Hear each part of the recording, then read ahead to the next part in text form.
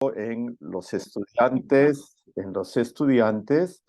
de esta licenciatura en educación intercultural y también en la tecnicatura que desarrolla la universidad. Me encanta que esto ocurra con ocasión del 70 aniversario de ese importante Instituto de Lingüística, Folclore y Arqueología, ¿no? Y que esto se sitúe en Santiago del Estero, uno de los reductos de la quichua, como le llaman ustedes, o del quechua, ¿no es cierto? Y donde la lengua resiste todos los embates a lo que todos los embates que la amenazan hoy día, y donde obviamente son sus hablantes los que resisten más todavía. Así que, sin mayor preámbulo, permítanme compartir unas transparencias y un cuadro que quiero compartir con ustedes. Primero voy con las transparencias porque no soy capaz de hacer las dos cosas a la vez. Yo quiero situar mi conversación con ustedes en lo que denomino los cambios de época, ¿no? Y la situación de la educación y las lenguas en las sociedades indígenas en América Latina. La conversación sobre la situación de la EIB en América Latina desde esta perspectiva, porque como verán, considero que esta modalidad o este modelo para hacer que la educación latinoamericana fuera más incluyente y que respondiera a la diversidad, pues se instala, ¿no? Comienza a instalarse ya hace más de 7 u 8 décadas, y pareciera que mucho de lo que todavía hacemos tiene esa referencia, ¿no? Sin tomar en cuenta que de allá a acá ha habido cambios sustanciales en las sociedades indígenas y en las sociedades latinoamericanas en su conjunto. Entonces, parto desde esa mirada, desde ese lugar. Y espero que me dé el tiempo, pero quiero abordar con ustedes 7 puntos que me parecen importantes para motivar la reflexión. El primero tiene que ver con estos cambios sociodemográficos y socioculturales. El segundo es una pregunta: si ante lo que voy a decir hay oportunidades para la reversión del silenciamiento de los idiomas indígenas. Tercero, hice alusión a ello también en la introducción, ese anclaje en los pecados originales del bilingüismo escolar. El cuarto, los nudos críticos por los que atraviesa la educación intercultural bilingüe en relación con la indivisibilidad de los derechos a la educación. El quinto pone el foco particular en la secundaria, y ustedes me dirán, ¿por qué en la secundaria? Porque me parece que es un espacio que descuidamos históricamente en la EIB en América Latina por esa focalización extrema en la primaria, y que hoy día es clave y determinante para el futuro de las sociedades indígenas. El sexto, voy a hacer algunas acotaciones respecto a la situación de la formación docente y la formación de profesionales indígenas o hablantes de un idioma originario en general en la educación superior, particularmente en la universidad. Y finalmente, una pregunta para cerrar: si no estamos en un momento histórico donde es necesario reinventar, reimaginar la EIB, o incluso dar paso hacia una verdadera educación propia, autodeterminada y en manos de las sociedades y los pueblos indígenas. Entonces, una cuestión previa para antes de tocar los 7 puntos tiene que ver con que voy a usar la EIB como genérico, ¿no? En tanto es el acrónimo más usado y reivindicado por los pueblos indígenas desde la década de los 70. Claro que soy consciente que el término no se usa desde la oficialidad en todos los países de América Latina. En Guatemala, por ejemplo, se prefiere hablar de educación bilingüe intercultural. En Panamá, pero en Guatemala, perdón, regreso a ello, no solo porque la oficialidad así la define, sino porque los pueblos también insisten en que más que interculturalidad necesitan bilingüismo, ¿no? Cosa que no es aceptada en todos los países, como por ejemplo en Argentina, ¿no?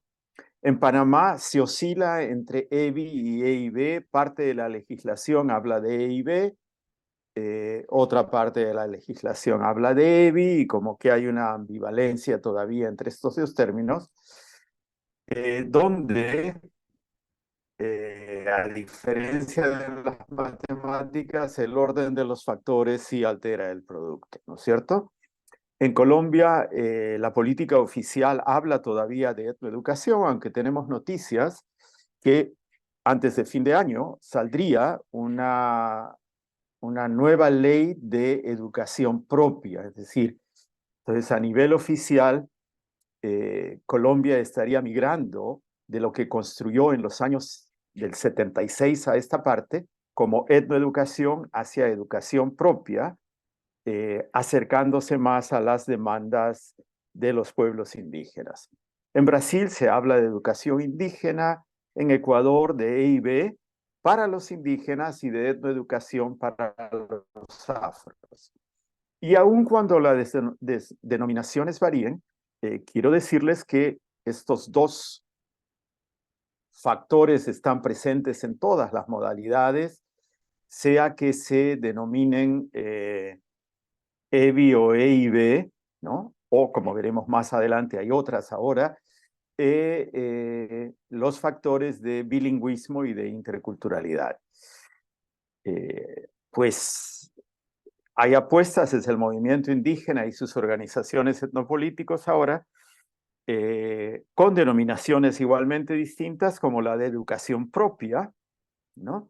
Educación autónoma, educación propia en Colombia, educación autónoma más en el sur de México, educación autónoma regional más en Nicaragua, ¿no?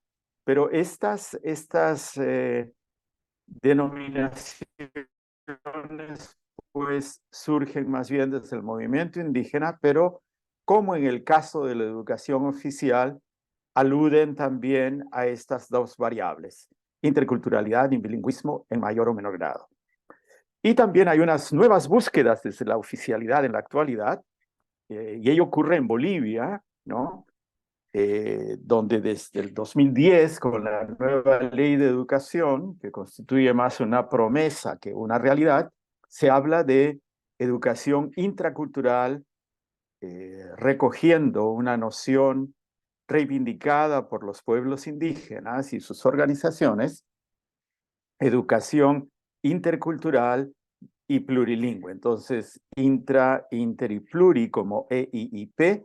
Y en México, desde hace un par de años, ya el Estado habla también de una educación intercultural plurilingüe o a veces se refiere a ella como una educación plurilingüe intercultural, ¿no? Entonces comienzan a surgir nuevas denominaciones desde la oficialidad, ¿no? Para ayornar, para darle un tono de contemporaneidad y de cambio, y también ante la crítica de que la EIB surgió o se reforzó en los tiempos del neoliberalismo económico, ¿no es cierto? Pero se pierde de vista que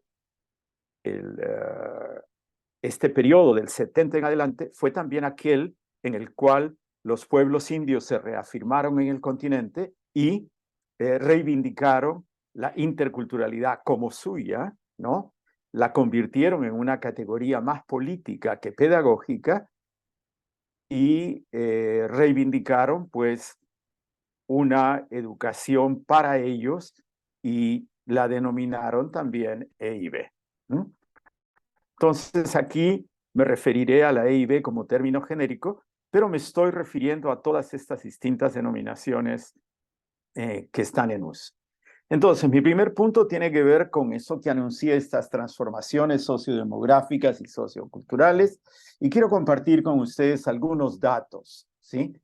Primero, que los últimos recuentos del CEPAL y del FILAC dan cuenta de la existencia de los cuales 462 tendrían menos de 3.000 personas, de los cuales un poco más de 100 serían transfronterizos, es decir, que trascienden las fronteras nacionales. Y eso también tiene que ver con el caso argentino, por ejemplo, donde lenguas como el wichí, el quechua, el guaraní, ¿no es cierto?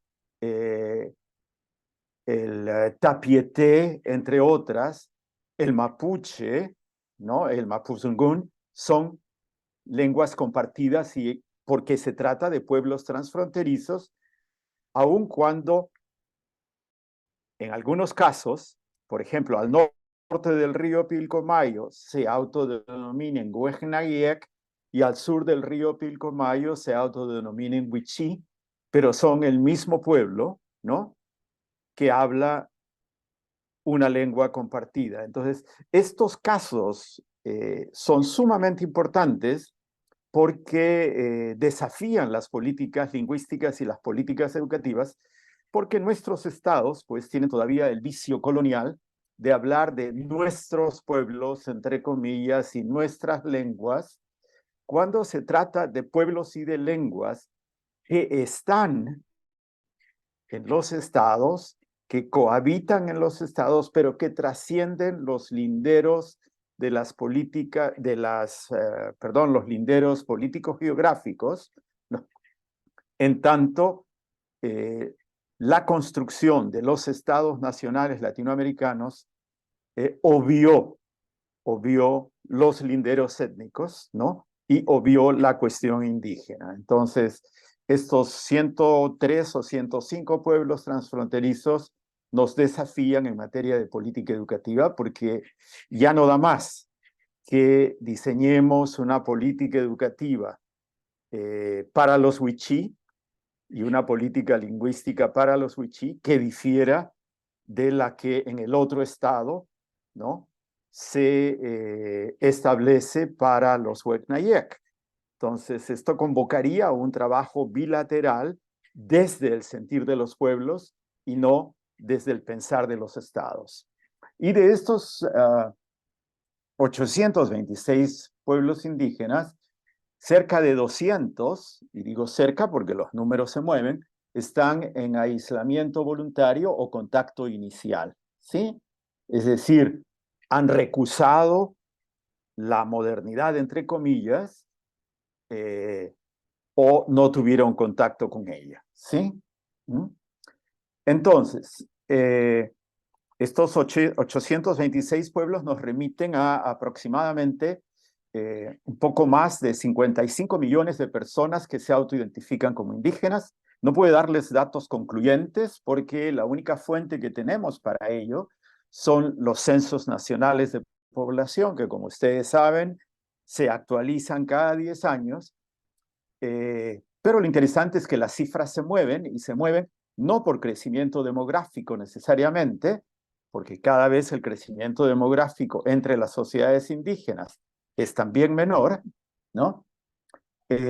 Sino más bien porque hay en curso un proceso de autorredescubrimiento de etnogénesis, de reetnificación, que hace que, me referiré a ello un poquito más tarde, que en algunos países hoy día haya mayor cantidad de población indígena que hace 10 años, ¿no? Pero repito, no es causa del crecimiento demográfico, sino de estos otros factores psicosociales y actitudinales que llevan precisamente a autoidentificarse como indígenas. Entonces estamos hablando entre el 8.5 y el 9% de la población total de América Latina.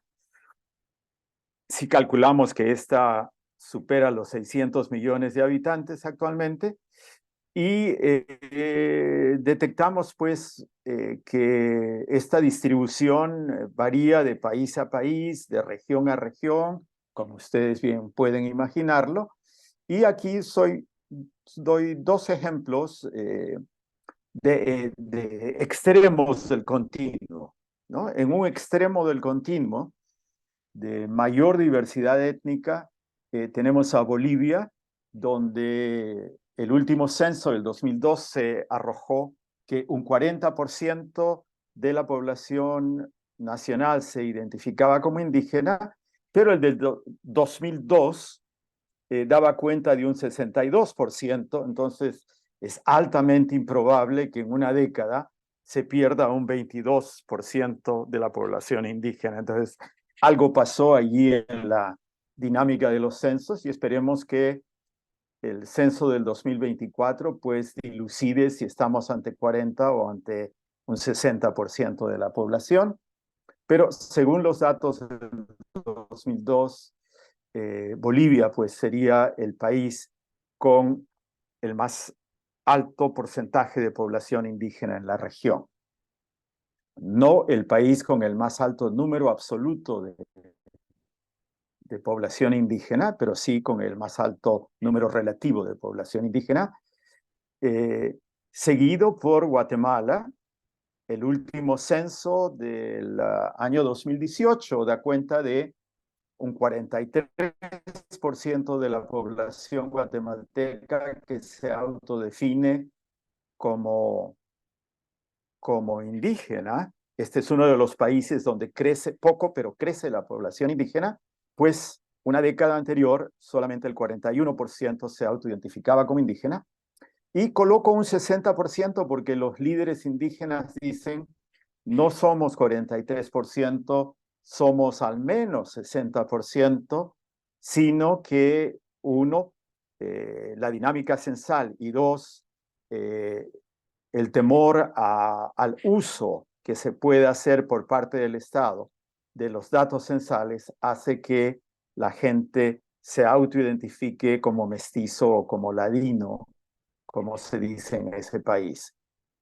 Y en esta lista de los 4 países con mayor población indígena, en términos relativos, está el Perú con 26,5% de conformidad con el censo del 2017, y el Perú es otro país que crece en una década en 500,000 personas que se autodefinen como indígenas.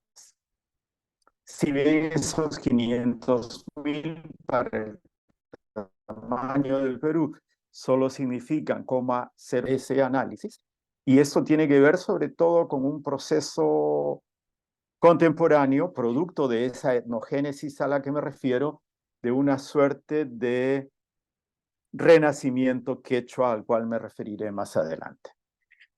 Y México es el país donde 21,5% de la población se autodefine como indígena el año 2015, pero si vemos los números absolutos y no los relativos, como estoy viendo aquí,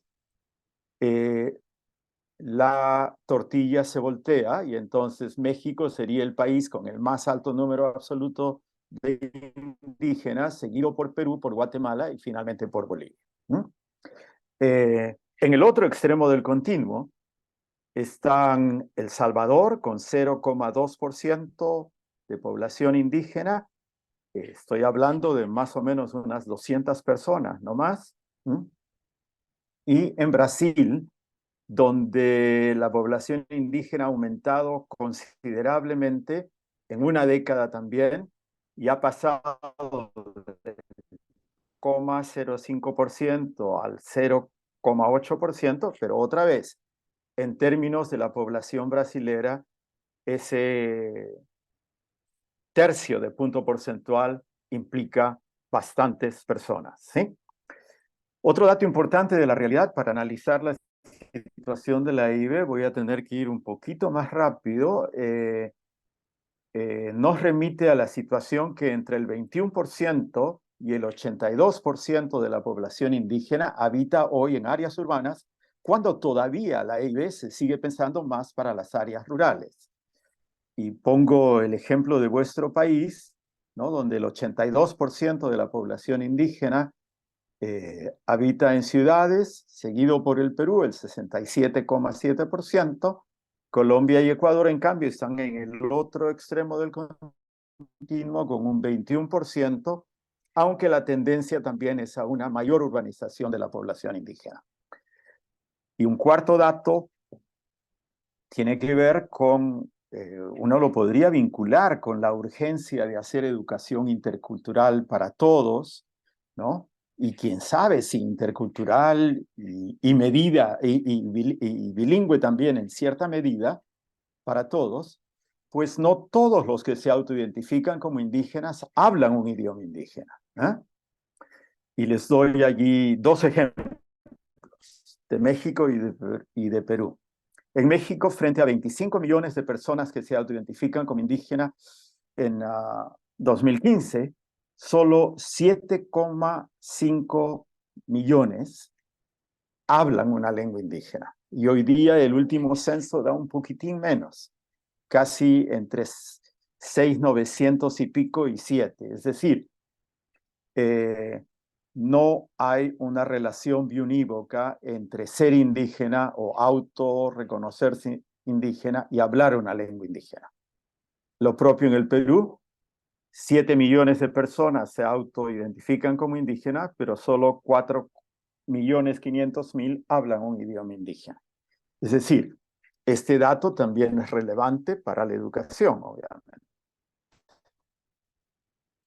Y si paso más a la situación lingüística, ahora antes que a la étnica, vamos a ver que estamos con más de 550 idiomas indígenas pertenecientes a 99 familias, que es un dato muy importante para los lingüistas, ¿no? Porque América Latina es el lugar del mundo donde hay mayor diversidad genético-lingüística, es decir, donde hay el mayor alto número de familias lingüísticas, ¿no? De estirpes lingüísticas. ¿Y qué quiere decir esto?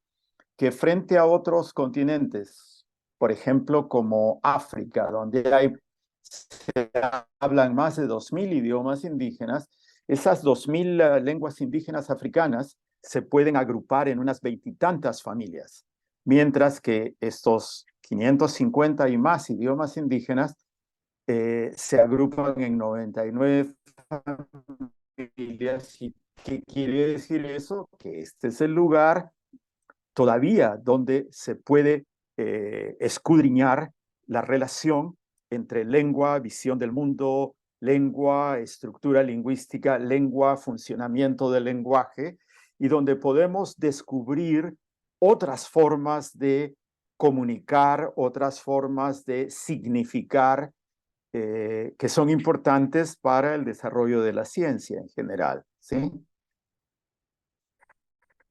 La familia lingüística más extendida en todo el continente y va desde Belice hasta Paraguay es la Arawak, ¿no? Que comprende más de 40 lenguas indígenas.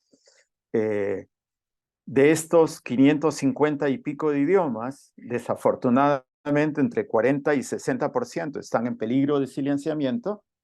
Depende del país y de la región geocultural de la cual se trate. Por ejemplo, la Amazonía es una región altamente en riesgo, ¿no? Pero todas las lenguas indígenas, sin excepción, están en condición vulnerable por la hegemonía aplastante del inglés y del portugués y en otras regiones del neerlandés, del francés y del inglés. Asistimos a una suerte de envejecimiento de las lenguas indígenas, pues a menor edad, menor probabilidad de uso de las lenguas indígenas, ¿no es cierto? Es decir, que las familias indígenas parecen estar optando por una socialización, al menos bilingüe, sino monolingüe, en una variedad del castellano eh, marcada por un sustrato indígena. Entonces, tenemos una suerte de retirada del monolingüismo indígena histórico que existía con fuerza en los años 40, cuando se comenzó a hablar del uso de las lenguas indígenas en la educación. Hay un avance, ¿no?, hacia el lingüismo en castellano, ¿no? Tres de las mayores amenazas hacia las lenguas indígenas, a mi juicio, son, en primer lugar, el racismo y la discriminación atávicos que no logramos superar en América Latina y que lo tenemos metido hasta en el tuétano, ¿no? El incumplimiento gubernamental de la legislación vigente y de los estándares internacionales de derechos humanos. En otras palabras, nuestros estados han sido muy prestos a dar leyes políticamente correctas, favorables a las sociedades y pueblos indígenas, pero en muchos casos esas leyes son papel mojado y no se cumplen, ¿no es cierto? Y producto de estos dos factores, pues, ese fenómeno de interrupción de la transmisión intergeneracional de las lenguas. Si ustedes están de acuerdo conmigo en que esa es la realidad, y como lo podemos ver en estas fotos también, donde ser indígena hoy no es lo mismo que fue hace 70 u 80 años, ¿no es cierto? Pues está en la ciudad con celular en la mano, ¿no es cierto? Se está en Naciones Unidas presentando reclamos, ¿no? O en un Congreso Nacional como Tania Pariona, una diputada quechua, ¿no? O se es quechua de Potosí y se usa la vestimenta tradicional y se habla el quechua, pero se trabaja en una computadora, ¿no? O como estos jóvenes cuicuros de acá abajo de las selvas del Parque Xingu en Brasil, donde producen sus propios documentales y sus propios programas de video y de cine, apropiándose de tecnología actual, ¿sí? Les decía en mi transparencia anterior a la de las fotos que estamos en una situación de emergencia en cuanto al silenciamiento de las lenguas indígenas. Y entonces mi pregunta en este caso es si hay oportunidades para revertir esa situación. Entonces, lo primero que quiero destacar o reiterar lo que ya dije es que hay unos procesos de etnogénesis en curso en toda la región, producto de esa o vinculado con esa creciente autoidentificación indígena en los censos, con un papel singular que juegan las juventudes indígenas, las cuales son en su mayoría urbanas, en muchos casos universitarias, letradas, pero que deciden poner ese conocimiento adquirido a favor de sus lenguas de diversas maneras creativas, gestando lo que los mexicanos denominan una nueva palabra indígena, una nueva literatura indígena, una literatura importante con una producción creciente en diversos géneros literarios, pero sobre todo en la poesía, ¿no? No solo en México, también en Colombia, también en el Perú, en Ecuador, etcétera. Hay cada vez más jóvenes que andan produciendo literatura eh, eh, indígena sea de forma bilingüe o, como Pablo Landeo lo reivindica ahora, de forma autónoma, solo en lengua indígena y sin traducción que la acompañe.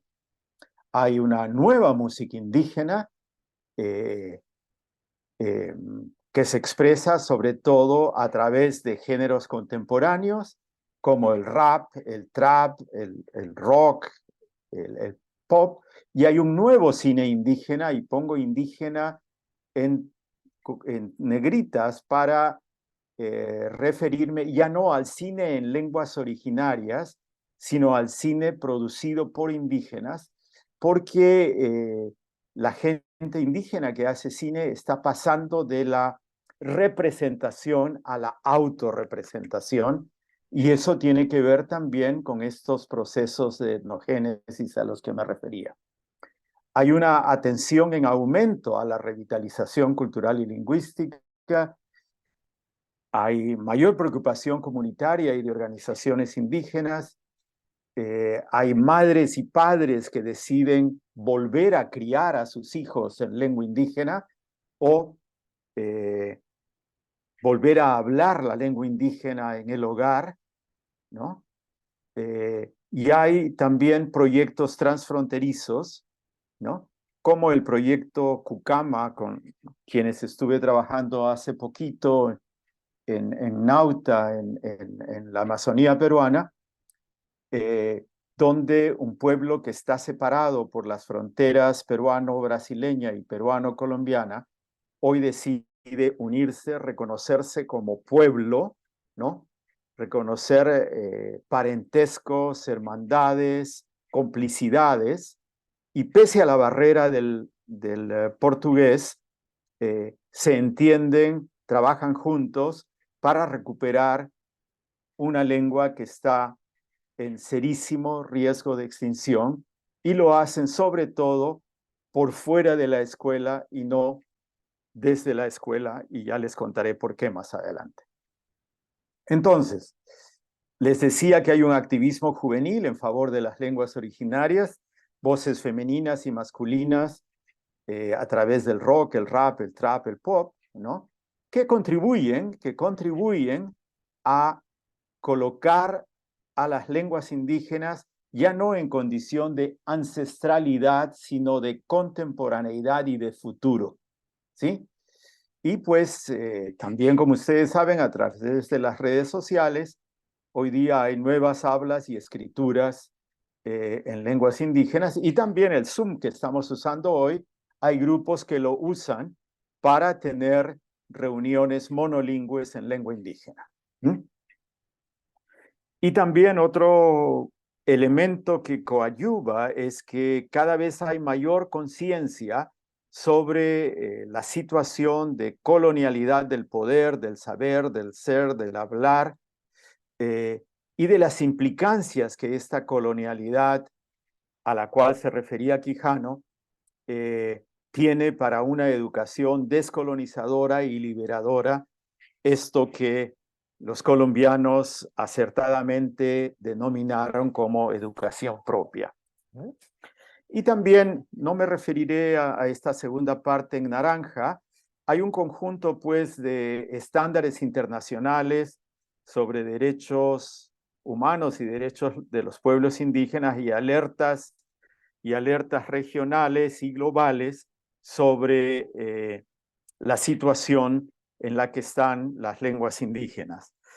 Otra vez, estándares y declaraciones que nuestros estados y gobiernos alegremente suscriben, pero que se las olvidan cuando toca diseñar propuestas educativas o propuestas de política lingüística. Y sí quiero destacar el último puntito que tengo aquí, que hay una desmedida esperanza de la comunidad internacional en la educación formal, la escuela y la escritura. Y permítanme allí, sé que he venido trabajando muchísimo tiempo en este campo de la EIB, pero créanme que también por ello estoy en condiciones de decirles que la escuela puede contribuir a la pervivencia de las de las lenguas y los conocimientos indígenas, pero no puede hacerse cargo de esto por sí sola. Sí, las familias y sí, las comunidades y sí, los propios hablantes no asumen la defensa de sus lenguas y las hablan, las hablan y las hablan. La escuela sabe matar lenguas, pero no sabe resucitarlas. Termino esta parte con mujeres geniales y hombres geniales también, como Renata Flores. Los animo a buscarla en, en YouTube, si es que no la han encontrado ya. Renata tiene más de 2 millones de seguidores y canta en quechua, hace rap en quechua, y como ustedes la ven aquí, es una mujer moderna, contemporánea, bilingüe, que aprendió el quechua tardíamente porque sus padres no quisieron transmitírselo, ¿no? O sintieron que no era conveniente transmitírselo, pero ella reaprendió el quechua, como ella dice, reaprendió el quechua de su abuela, quien la ayudó primero a traducir canciones y hoy día lo que ella compone en quechua lo consulta con su abuela, ¿no? Taki Amaru es otro caso excepcional de una mujer que se autodefine como quichua. Ella ha asumido la identidad quichua ecuatoriana y ha aprendido el quichua, es quichua hablante hoy, canta quichua, tiene una familia quichua, pero ella no nació quichua, ella nació colombiana y bogotana, ¿sí? Y casos similares son los de los hombres que rapean en quechua, de estos hip hoperos que rapean en quechua, como por ejemplo Liberato Cani, ¿no? Ricardo Flores, un profesor de historia, discípulo, se autodenomina discípulo de José María Arguedas, que tiene un movimiento que él le llama el quechua en movimiento, ¿no? Y que también coloca al quechua en clave de contemporaneidad y de futuro, y que como las dos compañeras anteriores y como el resto de los que están aquí, logran atraer no solo a juventud indígena, sino también a juventudes no indígenas que aprenden una que otra palabra de lenguas originarias por rapear y cantar con ellos, ¿no? Esquina Com, el grupo que ustedes conocen, que surge en contexto urbano y que reivindica la lengua Com y la canta. Y aquí Inmortal Cultura, con la provocación de escribir cultura con K, como verán, como se escribe su lengua quichua, ¿no? Y donde su lema es del campo a la ciudad, porque nacieron en Otavalo, pero ya conquistaron Quito, ¿no es cierto? Y son sumamente populares entre jóvenes ecuatorianos de hoy, hablantes de castellano y no de quichua, que también rapean en quichua con ellos. Y Luanco, un joven mapuche chileno excepcional, los invito a buscarlos, pues no me detengo más y no me quedo en ellos porque estoy trabajando en temas con algunos de ellos y los invito a buscarlos en YouTube y a disfrutar de esta música y para que comprendan por qué veo que las luces de esperanza vienen de estas juventudes indígenas que pasan por estas situaciones de etnogénesis y de recuperación de la identidad indígena, una identidad indígena distinta a las de sus abuelos, ¿no? Pero identidad indígena al fin. Y por qué considero pues que la EIB de hoy tiene que ser radicalmente distinta de la EIB que nació hace varias décadas. Y es que esa EIB pues está atrapada en estos pecados originales, ¿no es cierto? El primer pecado original es que persiste un paradigma monocultural asimilacionista y racista, ¿no es cierto? Y ese paradigma puede ser abiertamente rígido o políticamente correcto, ¿no es cierto? Disimulado, soterrado, de la boca para afuera, claro, pregona que sí la EIB, sí el uso de las lenguas indígenas, pero no le asigna suficiente presupuesto, le disminuye presupuesto, como está ocurriendo en mi país, opta por contratar profesores hispanohablantes antes que profesores indígenas, aunque invierte dinero para formar profesores indígenas, etc. Y es que no nos hemos despercudido de ese ethos monocultural que nos marca en América Latina, pero que desafortunadamente también tiene su impronta en la educación bilingüe cuando queremos que las lenguas indígenas cumplan con todas las funciones que cumple el castellano y cuando no buscamos una suerte de funcionalidad en el bilingüismo donde las lenguas se complementen, como hacen hoy sus hablantes, como hacen hoy estos chicos que rapean, ¿no? Y se busca complementariedad entre las lenguas antes que oposición entre ellas y tratar de que todo lo que se hace en castellano se haga en la lengua indígena.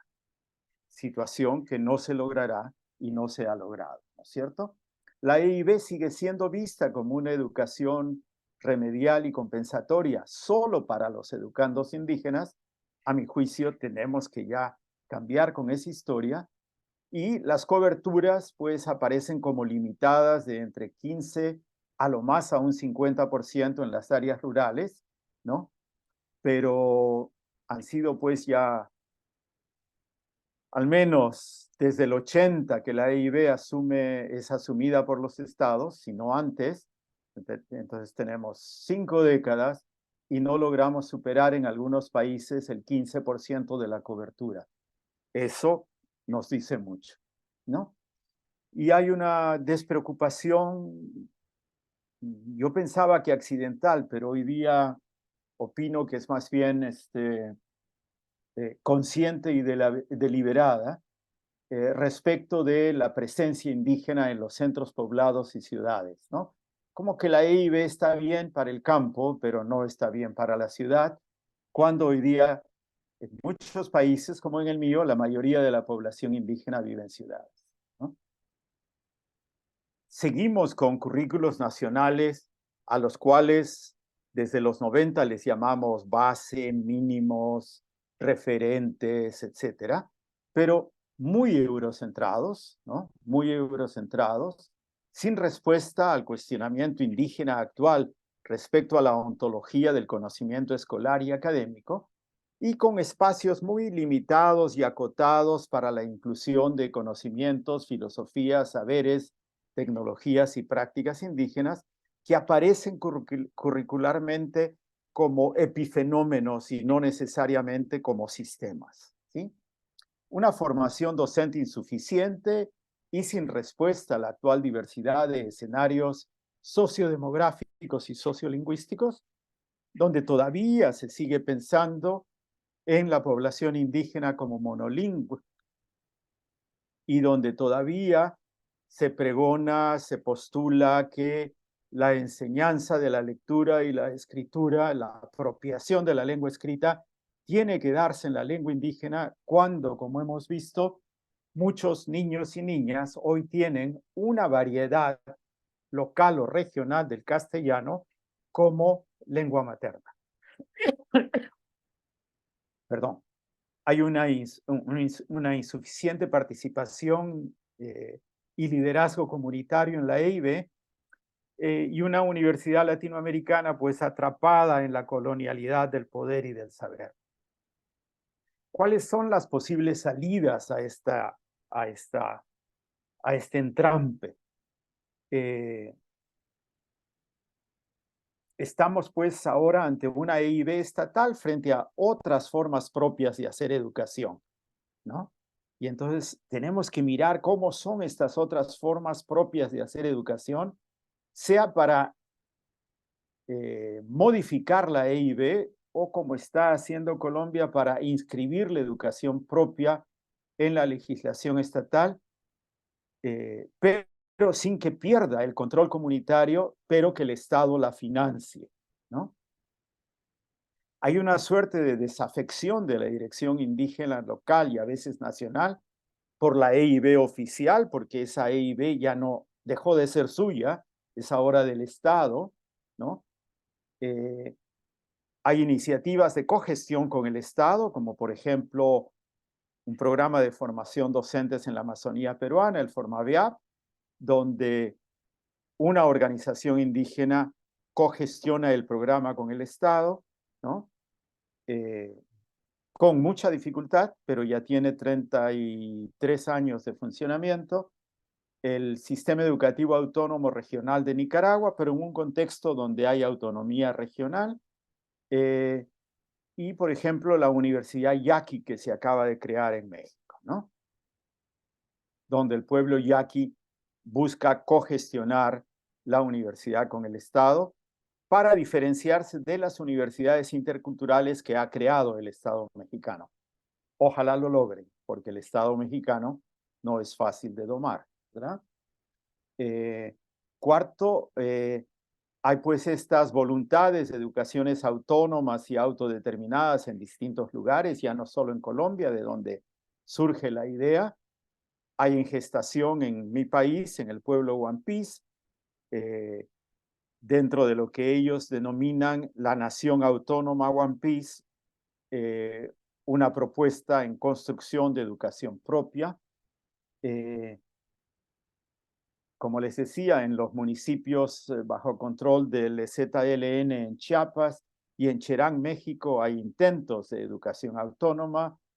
Hay una universidad Cachiquel en Guatemala que no reconoce el Estado guatemalteco y que busca acreditación en una universidad hermana en Nicaragua, pero que ya tiene unos 10 años de trayectoria donde se forma profesionales indígenas en, para y desde la comunidad indígena en función a la complementariedad entre los conocimientos indígenas y los conocimientos, entre comillas, occidentales, por ejemplo, en el campo de la agronomía. Y en Ecuador hay algo parecido bajo la denominación de Pluriversidad Amauta Iguasi. La educación propia colombiana que ya me referí y estos esfuerzos que hay por interculturalizar la educación superior, en algunos casos desde las universidades convencionales con programas especiales. Fernando se refirió al ProEIB en la Universidad de San Simón en Cochabamba. Es solo un ejemplo de muchos programas que hay hoy.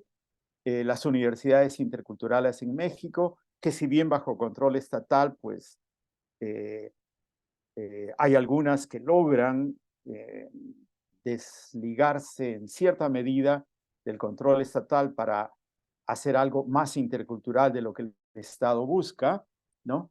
Y hay universidades indígenas comunitarias varias en la región y desafortunadamente no me puedo detener en ello. Entonces, hay tres nudos críticos, a mi juicio, que tenemos que afrontar.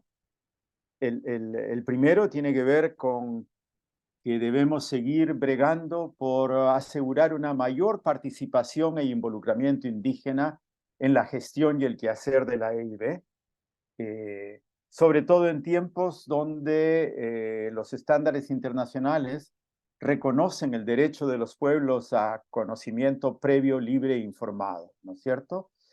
Buscando continuidad entre la socialización primaria y la secundaria o escolar, esa socialización secundaria, la socialización primaria, la de la familia, y la socialización secundaria entre la escuela.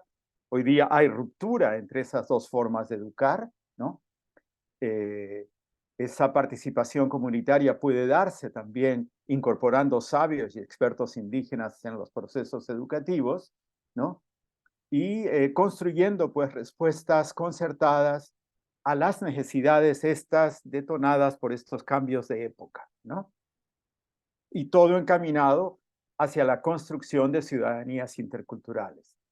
El segundo nudo crítico tiene que ver con la revisión de los supuestos políticos, epistemológicos, culturales, sociolingüísticos y pedagógicos con los que la EIB nació hace al menos 5 décadas.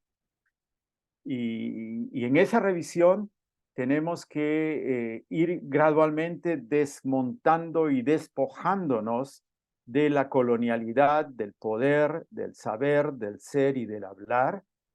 Tenemos que ver el currículum como una cuestión de todos y no únicamente de tecnocracias especializadas, y ver el currículum como espacio de negociación cultural, ¿ya? Por lo cual la participación comunitaria es clave, ¿no es cierto? Creo que ya no podemos aceptar más las ideas con las que nacimos de contextualizar el currículum, luego de intentar diversificarlo, ¿no? Creo que tenemos que pasar hacia currículos propios que miren lo universal desde lo local, ¿no es cierto? Y eso tiene que ver no solo con el currículum para los pueblos indígenas, sino con el currículum de todos y todas, ¿no? En esa revisión de estos supuestos con los que nacimos, eh, cuando la EIB surgió, no le prestamos atención a este aspecto que ahora me parece clave y determinante, que es el racismo y la discriminación. La nueva EIB tendría que ser una EIB antirracista y antidiscriminadora y luchar de manera abierta contra esta tara que nos afecta a todos los latinoamericanos. Y como ya lo sugerí, tendría que prestar pues mayor atención a los bilingüismos contemporáneos, ¿no? Y buscar subsidiariedad entre las lenguas indígenas y el castellano, habida cuenta que el bilingüismo está en retirada y que si algo pervive es todavía el bilingüismo o el plurilingüismo, pero tenemos que aceptarlo tal como se da, pero tratar de respetar, reconocer, para transformarla también, la ecología actual en la que el contexto ecológico en el cual funcionan las lenguas originarias y el castellano, teniendo en mente, claro es, que tenemos que luchar contra la hegemonía aplastante del castellano. Y finalmente, pues tenemos que expandir urgentemente la cobertura de la EIB, tanto a nivel vertical, es decir, salir del nicho de la primaria, pasar a la secundaria y, por qué no, avanzar hacia la superior, pero también horizontal, cubrir cada vez más lenguas y más territorios y no quedarnos solo con las lenguas más habladas, ¿no? Y esto nos lleva pues a atender que es urgente completar la primaria, avanzar hacia la secundaria y también formar a las juventudes indígenas en una clave distinta a la clave de la actual educación formal, reconociendo pues sus nuevos modos de pensar, de sentir y actuar, pero de cualquier modo nos toca asegurar una trayectoria educativa completa que sea intercultural. Y eso pues nos lleva a pensar que los derechos indígenas y los derechos humanos en general son derechos indivisibles, ¿sí? No podemos verlos de manera compartamentalizada como lo hacemos todavía. Y entonces el derecho a una educación propia o a una EIB tiene que ver con el territorio, tiene que ver con la demanda, la lucha territorial, tiene que ver con los procesos culturales, con la forma de pensar, de sentir y actuar de los pueblos indígenas, y tiene que ver también con la lengua, es decir, eh, estamos ante tejidos o entramados que no es posible compartamentalizar como el Estado hace o como la academia hace, ¿no es cierto? y tenemos que ir adoptando cada vez un enfoque más holístico en la educación, de manera que responda pues a este ideal y a este horizonte ético-político de la vida para el bien común o el buen vivir o el summa causae.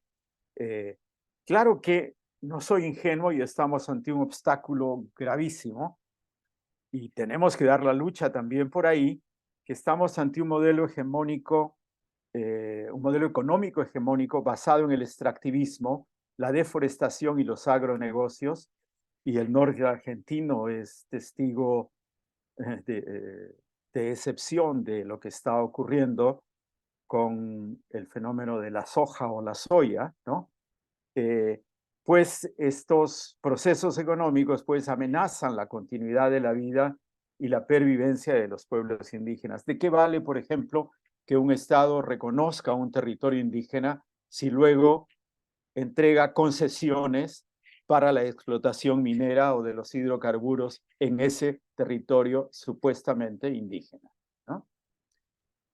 La secundaria para mí cumple un papel clave, no solo porque la EIB se quedó chica, se quedó chata en la primaria, sino y sobre todo porque la escuela, y aquí cito a Aurelien Likes, eh, que se refirió más a las normales, pero yo extiendo su noción hacia la secundaria y también hacia la universidad, y en este caso les digo, las secundarias son fábricas de ciudadanos, ¿no es cierto? Si no logramos penetrar la secundaria con la EIB, con la interculturalidad y con alguna forma de bilingüismo, seguiremos formando los mismos ciudadanos de esa democracia liberal que no nos asegura la convivencia democrática, ¿no es cierto? Entonces, ahí lo que yo propongo es una educación intercultural, una interculturalidad transformativa basada en los derechos de las poblaciones subalternas para un nuevo sentido ciudadano intercultural, una interculturalidad que se mama y se vive a diario desde el seno familiar, desde el núcleo más íntimo, para ir en círculos concéntricos, ir avanzando, pero transformando el yo, transformando el nosotros, para luego transformar la sociedad en su conjunto. Hemos intentado abordar la interculturalidad a la inversa, de arriba hacia abajo, y hemos visto los límites que ello tiene, más aún cuando el Estado se puede apropiar de la noción como un ropaje contemporáneo del mestizaje que adoptó en el momento de su nacimiento, ¿no? Y entonces allí veo pues a las lenguas y a su enseñanza como dispositivos transformadores, ¿no? En algunos casos se tratará de la lengua materna de los estudiantes, en otros casos ya no, del castellano, pero habida cuenta de estos procesos de etnogénesis que está viviendo la juventud, podemos pues aprovechar de esas nuevas claves, ¿no es cierto?, de las TICs, ¿no?, de esas nuevas claves del rap, etcétera, para que se reenamoren de su lengua y descubran pues los jóvenes el potencial descolonizador que tienen las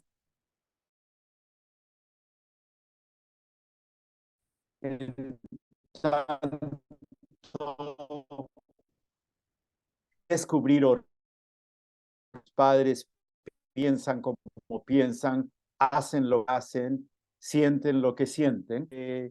Estamos en un contexto donde las lenguas indígenas tienen que verse en relación con la lengua de relación intercultural por excelencia, en nuestro caso el castellano, pero también con el inglés, ¿no es cierto? Y eso lo hacen los jóvenes cuando rapean, te van mezclando castellano, inglés, lengua indígena, etcétera, ¿no? Pero lo importante son los mensajes que esas canciones transmiten, ¿no? Eh, y creo pues que tenemos que incluir en el currículum las lenguas minoritarias y minorizadas, sea como asignaturas, allí donde la lengua ya no se hable, o como medio de educación, allí donde la lengua se hable, en algunas áreas o unidades, incluso en la secundaria, pero al menos como asignatura en el currículum.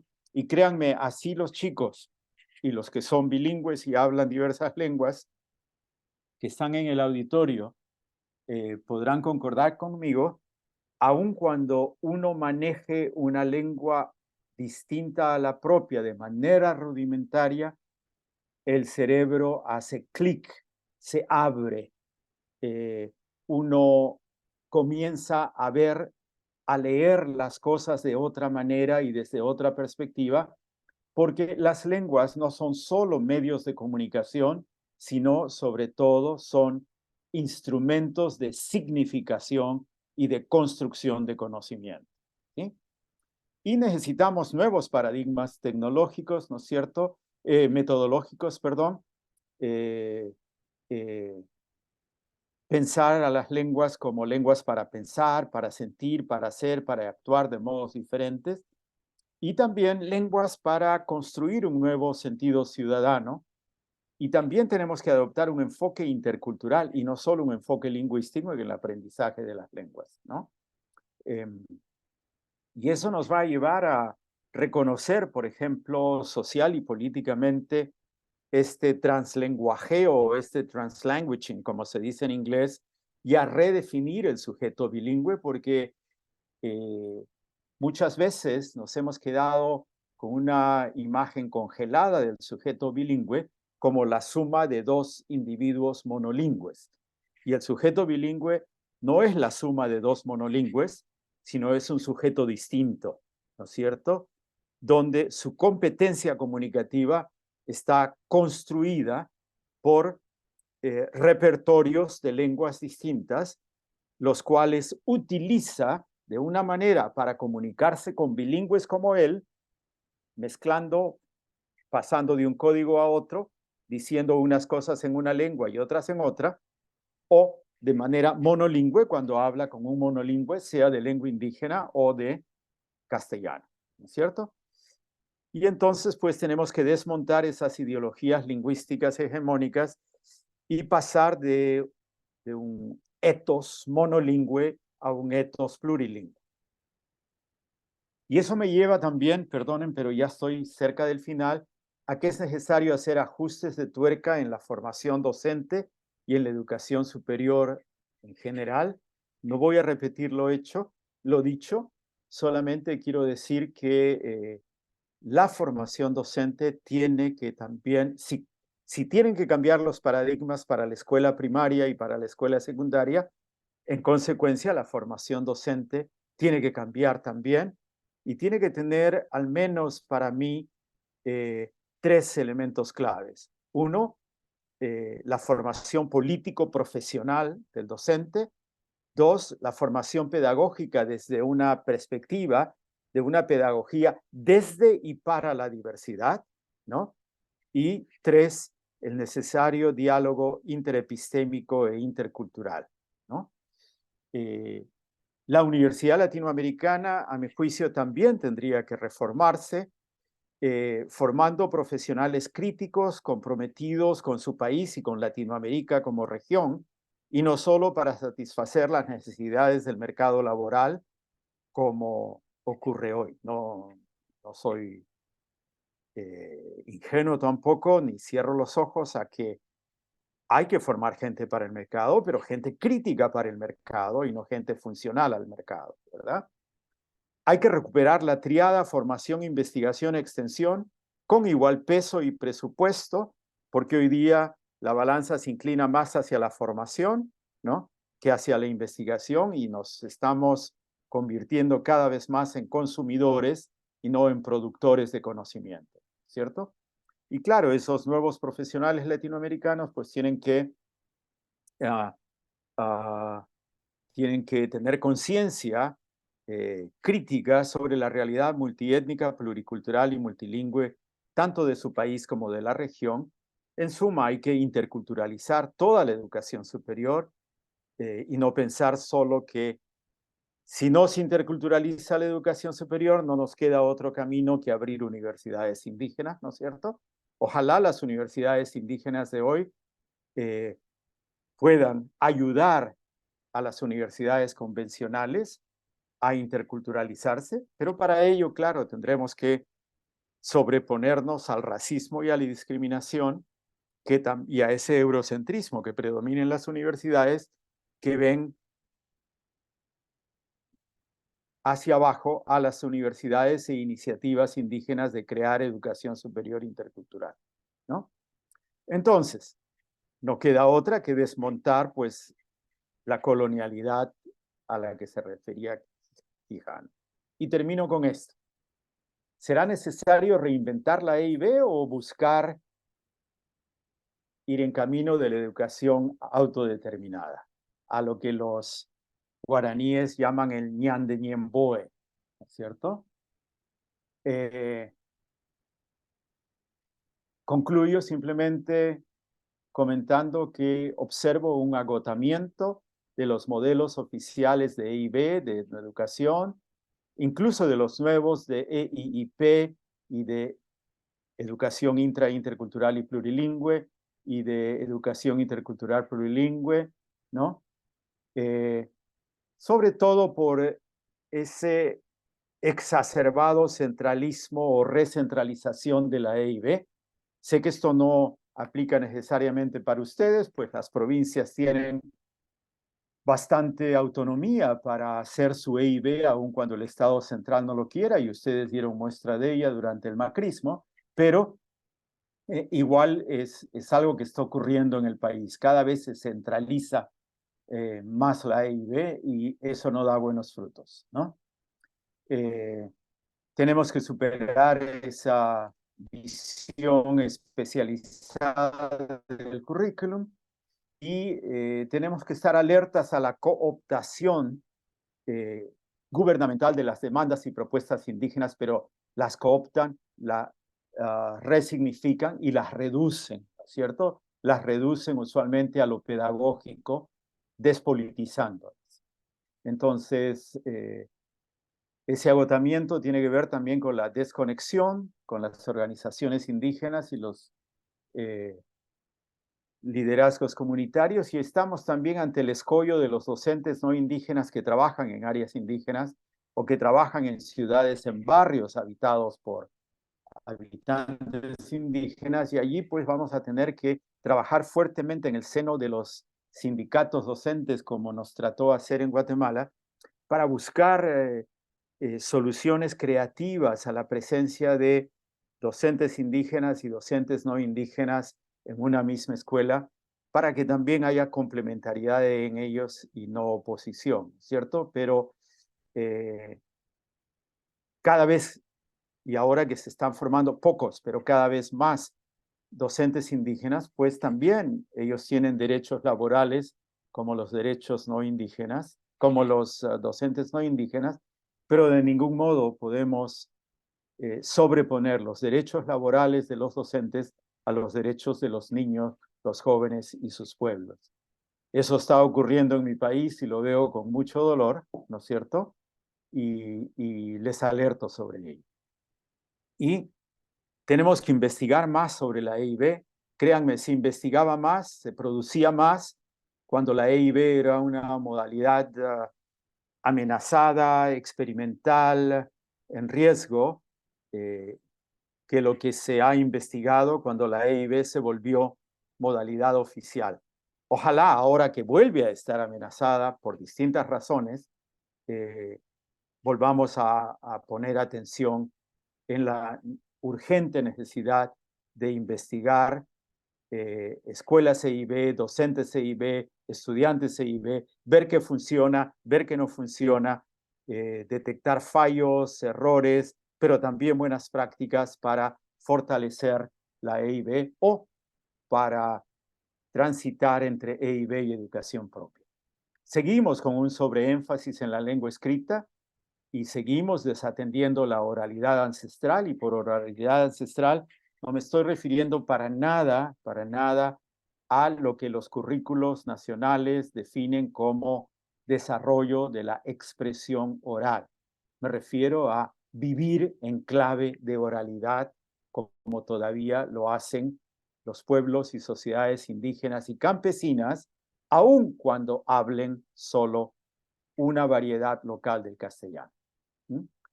Y solo para provocar, les digo que estas dos modalidades remozadas de IB, hoy denominadas intracultural, intercultural y plurilingüe o intercultural plurilingüe, como en México,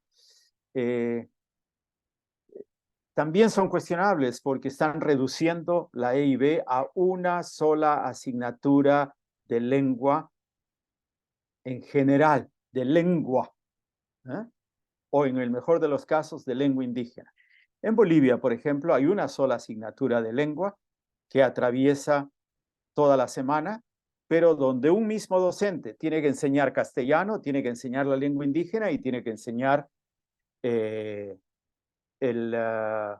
el inglés. Y créanme que esas superpersonas no existen todavía en la realidad, ¿no es cierto? Y la misma tensión parece estar viviéndose en México, donde recién se comienza a intentar implementar esa educación intercultural y plurilingüe. Y finalmente, pues, la educación intercultural para todos sigue como promesa incumplida, ¿no? Está inscrita en nuestros currículos, en nuestra desiderata, pero del dicho al hecho hay un gran trecho. Entonces, ¿cuál es mi expectativa futura? Mi apuesta es por esta educación propia, ¿no?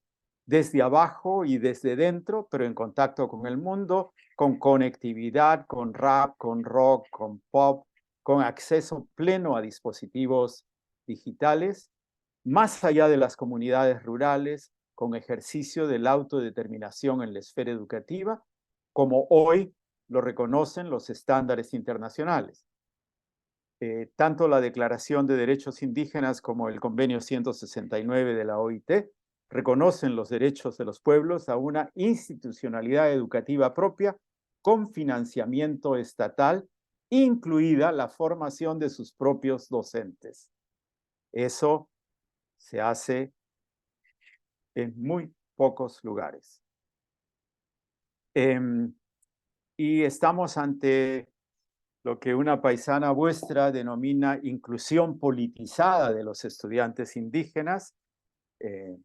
Rita habla, por ejemplo, de la necesidad no solo de integrar a los estudiantes indígenas en las escuelas, ni solo de incluirlos, sino de incluirlos politizadamente, es decir, como miembros de colectivos, como miembros de pueblos y no como individuos, ¿sí? ¿Mm? Y ya me refería al currículum, ya me refería a la autonomía en la gestión institucional y pedagógica. Tenemos que avanzar hacia proyectos político-pedagógicos de pueblos, de comunidades y de barrios, y no a proyectos escolares, ¿sí? Entonces, la escuela va a tener que dialogar, el ministerio va a tener que abrirse, ¿no? El CEAPI en Argentina va a tener que jugar un rol más activo y más demandante que el que cumple ahora, que ya es sumamente importante. Los cepos en Bolivia que nacieron y que dieron luz a toda esta posibilidad de cogestión con el Estado, van a tener que despercudirse de su eh, fagocitamiento por el Estado, van a tener que tener independencia otra vez y volver a poner en el tapete las demandas de los pueblos indígenas, su visión de la educación y sus proyectos político-pedagógicos en función a sus planes y proyectos de vida. Es decir, estamos ante el desafío de construir interculturalidad en todo, desde, con y por todas y todos. Y ahí me quedo. Un abrazo y quedo a la espera de las preguntas que tengo. Gracias. Perdón la extensión. No te Pero escucho, Fernando. muchísimas gracias, Luis Enrique. Muchísimas gracias. Bueno, la verdad que muchísimos elementos nos deja tu aporte para seguir pensando. este, nos ha desafiado últimamente esta visión actualizada que has planteado de las condiciones de vida de las poblaciones indígenas y esta invitación a revisar modelos de pensamiento que, digamos, que respondían a aquellas condiciones, pero que hoy se muestran limitadamente operativos, ¿no? Entonces, quisiera dar paso directamente a algunas preguntas que nos han planteado por el chat. Eh, Pido también asistencia a mi compañero, a Héctor. En primer lugar, tenemos una pregunta de Ana Herrera. Vamos a darle en primer lugar a una de nuestras estudiantes, y dice que en Santiago del Estero los esfuerzos puestos en marcha tienen características de revitalización y en ese sentido pregunta ¿qué lugar ocupa la EIB en el nivel inicial, considerando que los lineamientos educativos hegemónicos conducen a poner énfasis en la lectoescritura? Totalmente de acuerdo contigo, Ana. La educación inicial no es un espacio para leer y escribir, ¿verdad? Es un espacio de socialización, es un espacio de ampliar la esfera de socialización del niño, de la familia, a un conjunto de niños. Es el espacio para descubrir también eh, y para transitar del seno familiar al ámbito institucional. Eh, y entonces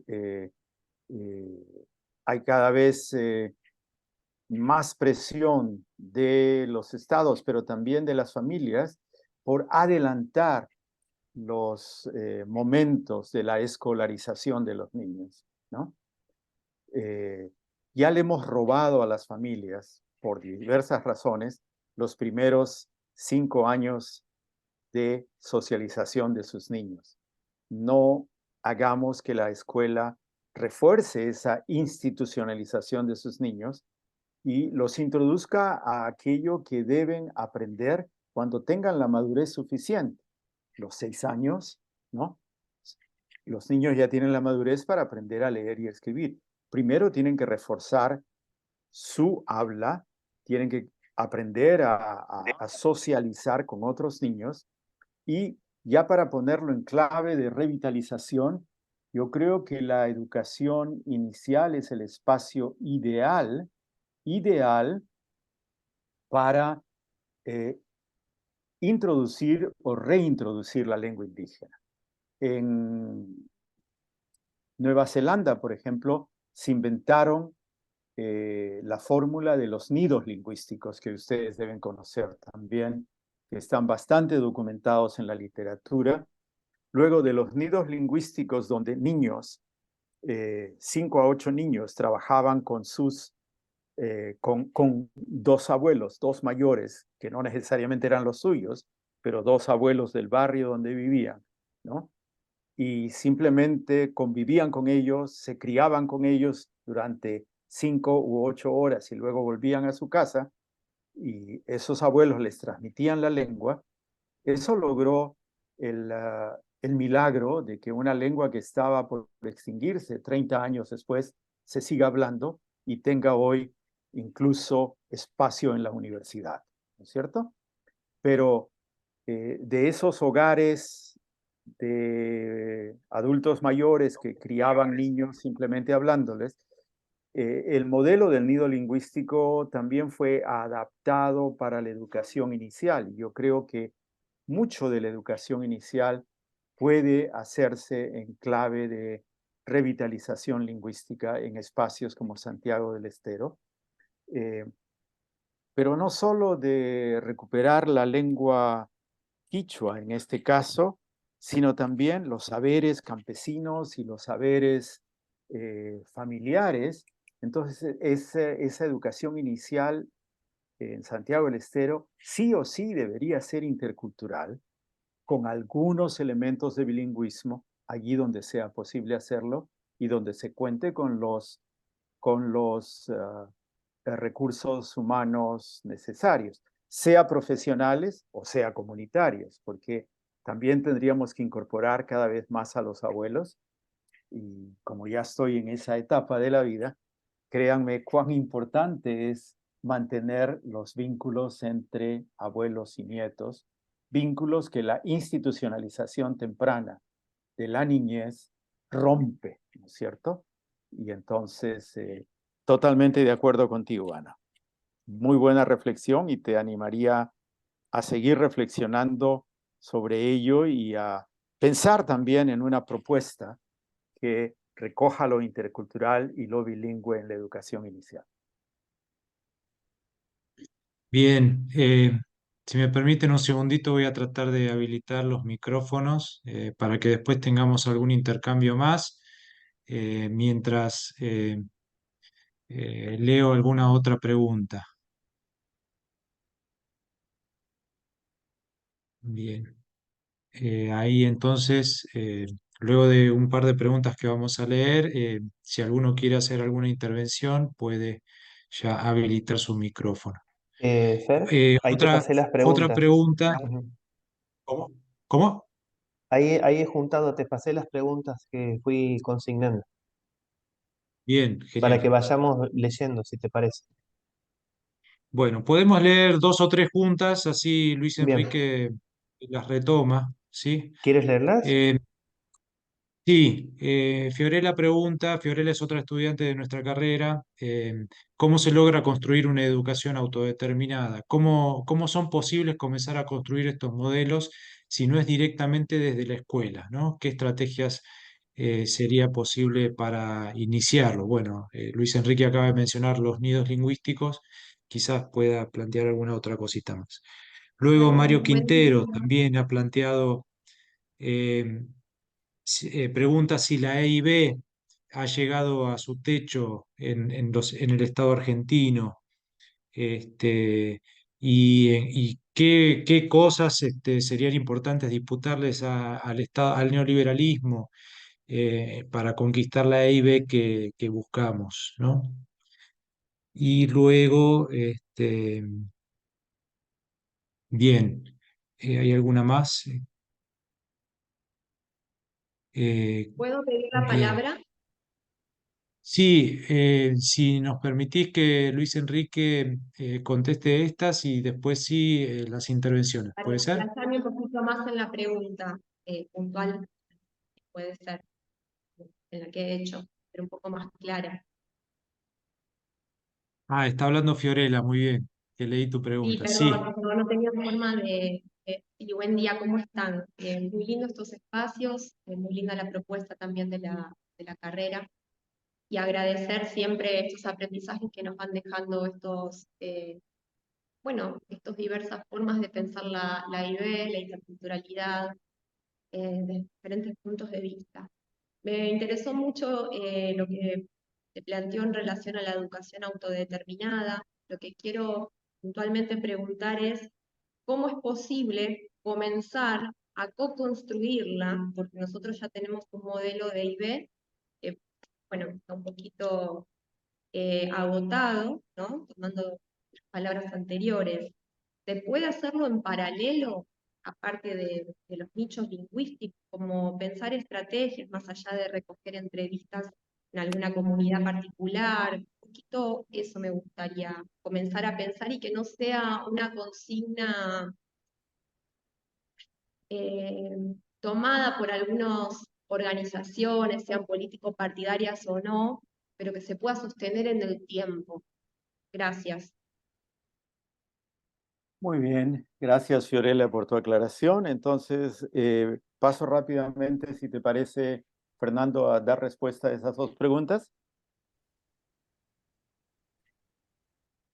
sí, por favor. Listo. Mi primera invocación es a que no le llamen nicho lingüístico, sino nido. Nido da idea de vida, nicho da idea de muerte, ¿verdad? Entonces, sé que los colegas acuñan la noción de nido con buena perspectiva de es el espacio que le vamos a reservar a la lengua, pero eh, fuera de esa intención, la connotación de la palabra no es lo más apropiada para una situación de renacimiento, de buscar aire, de buscar salidas a los entrampes en los que nos encontramos. Cuando digo que la EIB ha llegado, que la EIB está agotada, no digo, por favor, que tenemos que abandonarla totalmente, ¿no es cierto? Tenemos que reinventarla en clave de una educación autodeterminada. ¿Y qué quiero decir por una educación autodeterminada? Una educación que se construye en el diálogo y en la interacción con los dueños de la educación, que no es el verdad. Y entonces, en ese sentido, pues, mi invitación sería, Fiorella y Mario, a dialogar comenzando con los padres y madres de familia, ¿no es cierto? ¿Qué tipo de educación quieren para sus hijos? Para luego dialogar con los abuelos y las abuelas. ¿Qué tipo de educación quieren para sus nietos y quieren para la sociedad de hoy? Y allí donde trascendemos el ámbito urbano y llegamos a la comunidad rural, pues hacer asambleas, reuniones con las organizaciones indígenas y dialogar sobre qué tipo de escuela quiero, para qué, por qué, hacia dónde. Y créanme que esto es posible. Esto se hizo en los años fines de los 80, comienzos de los 90, con los guaraní en Bolivia. Me tocó ser parte de ese proceso, afortunadamente, y no tienen idea lo que aprendí respecto de las divergencias que hay entre lo que los profesionales pensamos que la escuela debe hacer o que el Estado debe hacer y lo que el pueblo mismo piensa de la escuela, ¿no es cierto? Incluso nos puede descolocar en nuestras propuestas, pero de eso se trata. Creo que tenemos, como decía Guillermo Bonfil, que en paz descanse, tenemos que devolverle a los pueblos el control sobre su propia cultura, el control sobre su propia lengua y el control sobre su propia educación, añadiría yo, ¿no es cierto? Es decir, los dueños de la lengua no somos nosotros, los dueños de la cultura indígena no somos nosotros. ¿Por qué sí somos los dueños de su educación? ¿No es cierto? Entonces, creo que tenemos que pasar por una etapa de devolución del poder, porque el poder todavía está muy centrado en la escuela y los docentes también hacen uso de ese poder, ¿no es cierto? Hay unas colegas colombianas refiriéndose a la educación indígena que dicen con razón, no necesitamos más profesores indígenas, necesitamos más indígenas profesores. Es decir, donde lo indígena no sea el adjetivo, sino lo sustantivo. Porque en la medida en que tengamos más indígenas profesores, indígenas funcionarios, estaremos respetando y reconociendo los derechos de los pueblos o estaremos reconociendo a esos indígenas como sujetos politizados, miembros de un pueblo, y no profesionales que, siendo indígenas, están cooptados por el Estado o cumplen los roles de funcionario de Estado y sobreponen su rol de funcionario al rol de miembro de un pueblo, ¿verdad? Así como los estudiantes en las universidades, los estudiantes indígenas a veces sobreponen su condición de estudiante a su condición de indígena, ¿no? Entonces, a eso me refiero por una educación autodeterminada, una co-construcción, ¿no? Con los pueblos, pero donde nosotros como profesionales ayudamos, facilitamos, canalizamos, pero son ellos los que dicen qué, cómo, cuándo, dónde, por qué, para qué, ¿sí? Y Muchas también les gracias. damos herramientas en esa definición, una vez que lo logran, para que apelen pues a esos estándares internacionales y le digan al Estado, ya tengo mi modelo educativo conforme al artículo tal del convenio 169 de la OIT y conforme a la Declaración de Naciones Unidas que tú has suscrito, ahora quiero que me la financies. ¿Sí? Así lo han hecho los colombianos y les está funcionando. Y eso no fue con Petro, fue en plena época neoliberal. ¿Ah? Entonces, porque ustedes saben que los gobiernos colombianos han sido conservadores por excelencia hasta ahorita, ¿no? Y los profesionales de la EIB, para contestar la segunda partecita de Mario, tenemos que ser, como decía Gramsci, intelectuales orgánicos, ¿no es cierto? Y acompañar al pueblo en su lucha por el buen vivir, por una forma digna de vida. Y cuando los indígenas hoy día enarbolan la bandera del buen vivir, no están pensando solo en ellos, están pensando en todos nosotros y están pensando en cómo salir de esta trampa del neoliberalismo en el que hemos caído. Y para darles más esperanzas a ustedes, yo no creo que la EIB en Argentina ha tocado su techo. Afortunadamente, llegaron más tarde a la EIB que el resto de nosotros y llegaron con un capital envidiable de una formación pedagógica crítica, profunda, alineada con las necesidades populares. Sé que las nuevas generaciones piensan distinto porque la sociedad va cambiando, pero creo que hay una base crítica, hay una semilla fecunda en la EIB argentina y el llegar tarde tiene sus ventajas, o pueden aprovechar de todos los errores que cometimos los demás para no ir por esa vía, sino más bien ayudarnos al resto a ver la luz, ¿no es cierto? Entonces, yo veo en ustedes muchas cosas interesantes, por ejemplo, siempre con Osvaldo y Susana, cuando discutíamos, cuando iba yo a la Argentina en los años 90, discutíamos las ventajas y que tenía esto de la pareja pedagógica, esto de los profesores idóneos, etcétera, ¿no? Creo que hay que reforzar ese modelo a la luz de los tiempos, pero no lo abandonen, porque más bien eso deberíamos copiar en otros lados, más hoy que nunca, que como habrán visto, las lenguas indígenas están en retirada, ¿no? Excelente. Bueno, perdonen quienes presentaron algunas preguntas que la misma charla de Luis Enrique fue respondiendo, que no las retome ahora nuevamente. Tenemos el pedido de intervención de Liliana Ávalo. Adelante, Liliana. Buenos días a todos. Un Hola, placer. Liliana. Buenos días. Les saludo en mi lengua materna del Chaco. Un placer escuchar sobre la educación bilingüe, intercultural, su paso y su trayectoria en los distintos contextos, en donde prima la necesidad de reivindicar a los pueblos preexistentes que naturalmente desde siempre habitaron cada territorio.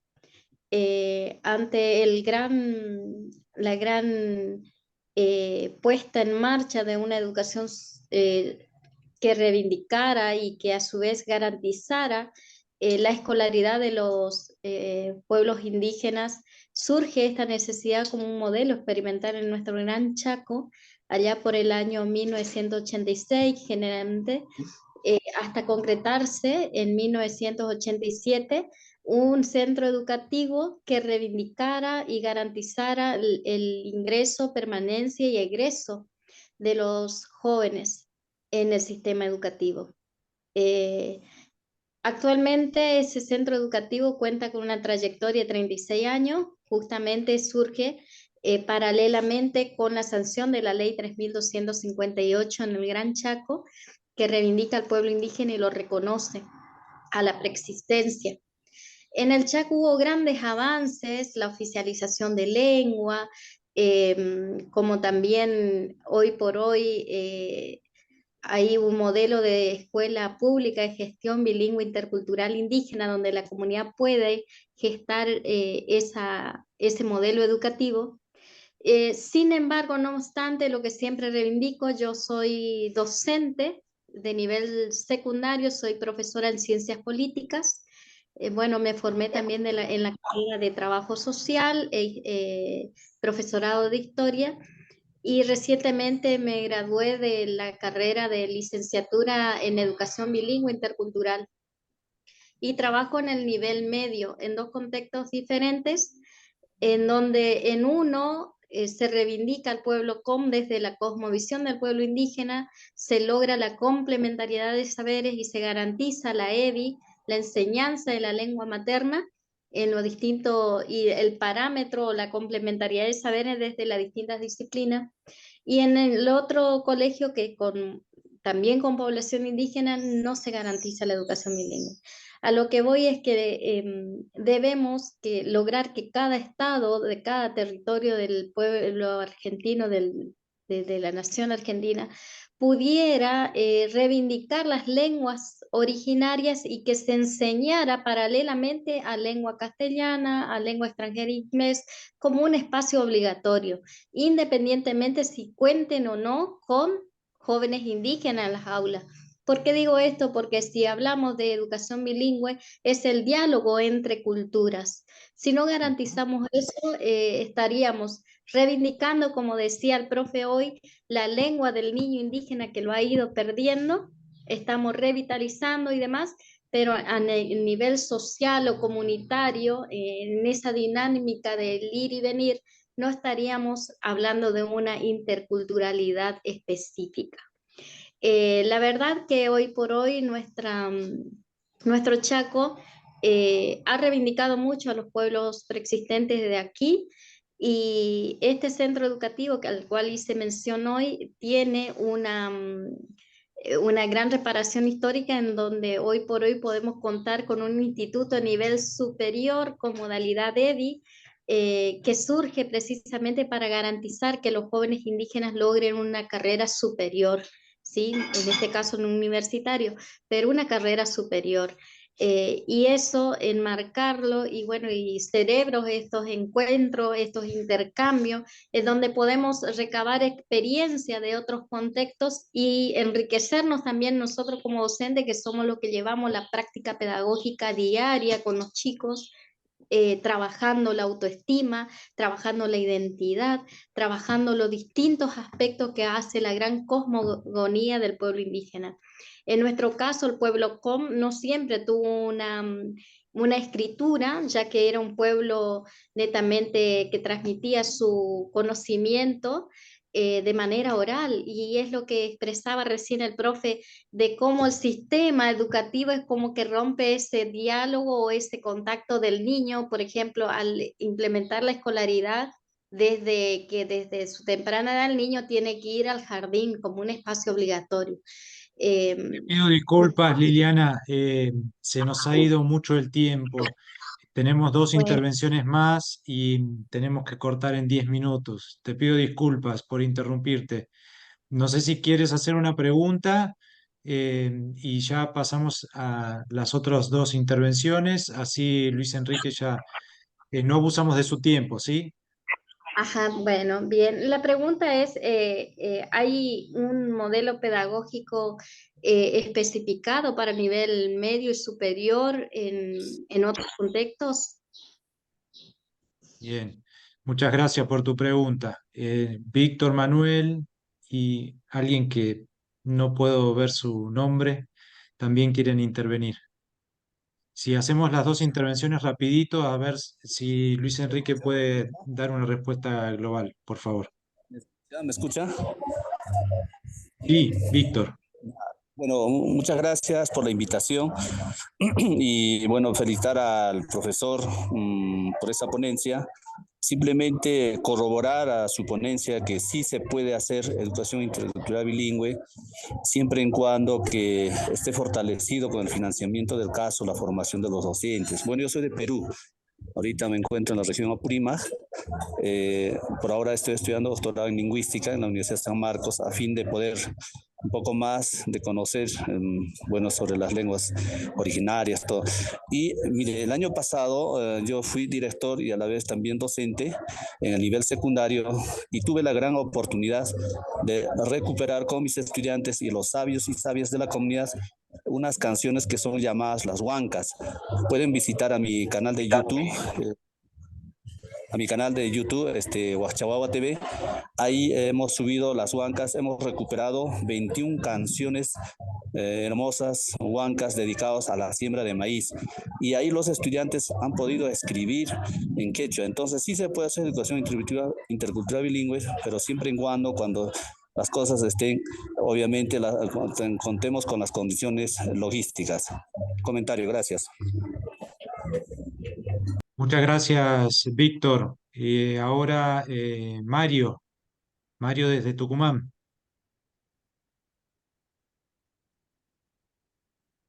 ¿Qué tal, Fernando? Gracias por la convocatoria y por tener, digamos, la oportunidad de conocer a Luis Enrique López, que dicho sea de paso, digamos, muchos se lo mencionó en la educación intercultural, particularmente quien nos inculcó, que difundió fue el compañero Osvaldo Cipollone, que también creo que está presente en esta reunión, y a quien también saludo, como igual al hermano Maza. Yo de alguna manera solamente quería refrendar, digamos, lo que ya se dijo, ¿no? En particular Luis Enrique. Respecto de, no es mi expectativa de que la EIB no esté, ya tenga su límite, sino que creo que tiene que disputarle el sentido que trazó el neoliberalismo, particularmente en la Argentina, en los años 90, como política pública. Creo que no solo se trata, digamos, de la cuestión de la educación intercultural, sino de la política pública del Estado argentino hacia los pueblos indígenas, ¿no? Y en ese sentido creo que hay que considerar, porque se mencionó también al CEAPI, a las organizaciones indígenas, qué tan definido tienen un proyecto político que emancipe y que dispute ese sentido que quedó trazado para las políticas públicas y para la EIB desde el neoliberalismo, ¿no?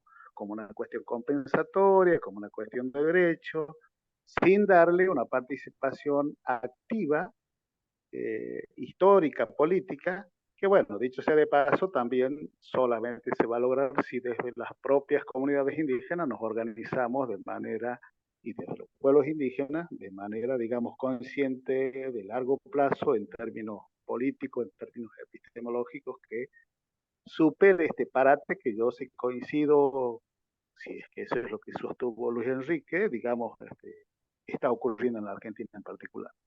Gracias.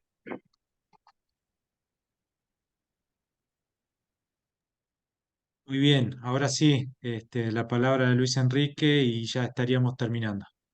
Gracias. Miren, creo que las tres intervenciones han sido clarísimas en ir desbrozando lo que hemos ido conversando en la mañana de hoy. Solo quiero decirles que aprendieron y nos enseñaron que hay que ir avanzando de resquicio en resquicio, aprovechando los intersticios que se abren en los férreos muros del Estado, ¿no es cierto? Creo que la EIB también lo ha hecho en cierta medida, ¿no es cierto? Y sería muy simplista, como a veces se hace, de asociar EIB a neoliberalismo, ¿no? Porque impediría, pues, mirar los fenómenos de resistencia, la resiliencia de los pueblos frente a las políticas que les son adversas. Creo que todos los que hemos trabajado en EIB, y me incluyo, hemos siempre mencionado y hemos sido conscientes que estábamos trabajando contracorriente, ¿no? Que no la teníamos fácil. Si la hubiésemos tenido fácil, otra sería la EIB de hoy. Pero es gracias a ese trabajo contracorriente, a ese remar en contra de la corriente, esa forma de construir una propuesta, nos podemos dar el lujo de cuestionar lo andado para ver cómo lo podemos perfeccionar, pero siempre de la mano, y como lo decía Mario, con los pueblos indígenas, porque de ellos depende. Yo les decía, parafraseando a Bonfil, hay que devolverles el poder a los pueblos sobre el control de su propia cultura y por ende sobre el control de su lengua y sobre el control de su educación. Pero ello exige mucha modestia de nuestra parte, exige interlocutar, hablar, preguntar, ayudar, lograr que las voces salgan, que las voces se expresen, que el sentimiento, que el corazón hable y no solo la cabeza, ¿no es cierto? Que no solo hable la cabeza, sino el corazón también. Y eso me parece fundamental porque se trata, como ya lo dijeron ustedes también, de buscar modelos educativos que contribuyan a la emancipación social de los pueblos, más aún en contextos como los actuales, donde el futuro de la especie está en riesgo y donde, como dice una colega y compañera mía quechua, Tarsila Rivera, ¿no es cierto? Los pueblos indígenas pueden tener soluciones para los problemas que ellos no crearon, ¿sí? Entonces, creo que de eso se trata, de reinventar la educación para reinventar la vida, de reinventar la educación para detener el deterioro en el que estamos en todo sentido, ¿no es cierto? Reinventar la educación para construir nuevas formas de pensar, de sentir, de actuar. Y eso, perdónenme, no se puede hacer solo desde un Ministerio de Educación, ¿no? Menos desde un solo grupo de personas. Creo que mi invitación es a entrar a procesos de negociación con los pueblos para construir los nuevos modelos de educación que hoy se requieren. Y para Liliana allí, si algo he aprendido es que en la EIB no hay tallas únicas, no hay recetas, no hay modelos. La EIB tiene que responder a las particularidades de cada contexto específico en el cual ella se desarrolla. Entonces, no podemos mordernos la cola o pisarnos la cola y decir, así como la educación hegemónica es una, voy a construir una educación EIB o una EIB, ¿no? No solo la EIB, pero toda la educación tendría que ser en plural, ¿no es cierto? Entonces, cada vez más, insisto, tenemos que hablar ya de educaciones, de EIBs, porque no hay un solo tipo de EIB. No puede ser, pues, lo mismo una EIB en Santiago del Estero, ¿no?, donde la lengua quichua está sobre todo en boca de población criolla, ¿no?, que la EIB en territorio wichí, donde la lengua indígena está sobre todo en boca de población indígena. Entonces, EIB es como el gran paraguas que que nos cubre de una educación que nos permita pasar de la coexistencia hacia la convivencia democrática entre diferentes, porque todos somos diferentes, ¿no es cierto? Pero tiene que aplicarse, ¿no?, y tienen ustedes que construir recetas adecuadas para cada escenario sociocultural y sociolingüístico en el cual la EIB ha de aplicarse.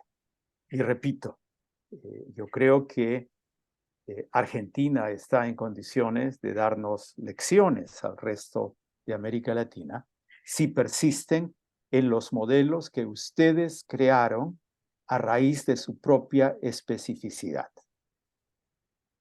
Ahí me quedaría, querido Fernando, y muchas gracias por la invitación. Bueno, enormes Espero que les sirva y que agradecimientos. no les haya confundido más.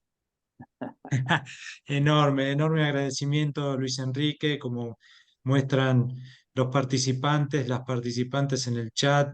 Se agradece mucho, se nota que es muy necesaria este tipo de participaciones, de aportes tan informados, ¿no? Con muchos datos. A veces lidiamos con muchas intervenciones, comentarios por hablar nomás, pero necesitamos, como también decías vos, mucha investigación por justamente esto último también, las muy particulares características en cada situación, en cada contexto en que se requiere construir modelos específicos de esto que llamamos EIB, pero que puede referir a cosas tan distintas, ¿no es cierto? Bueno, antes de despedirnos, quisiera invitarles a los presentes, las presentes para la semana que viene, también jueves a las 11 de la mañana de Argentina, nos va a acompañar Nila Vigil. Así que todos y todas están invitados y otra vez muchísimas gracias Luis Enrique y muchísimas gracias a todos y todas quienes se conectaron. Me Hasta la pasas el próxima. link para escuchar a Nila también. Chao. Chao, Cucuy. Cucuy. Un abrazo. Chao. Muchísimas gracias. Buenas tardes a todos. A todos ustedes. Chao. Chao, chao. Muchas gracias. Hasta luego. Hasta luego. Gracias, gracias. Gracias, Luis, y gracias a todos. Tenemos una cama.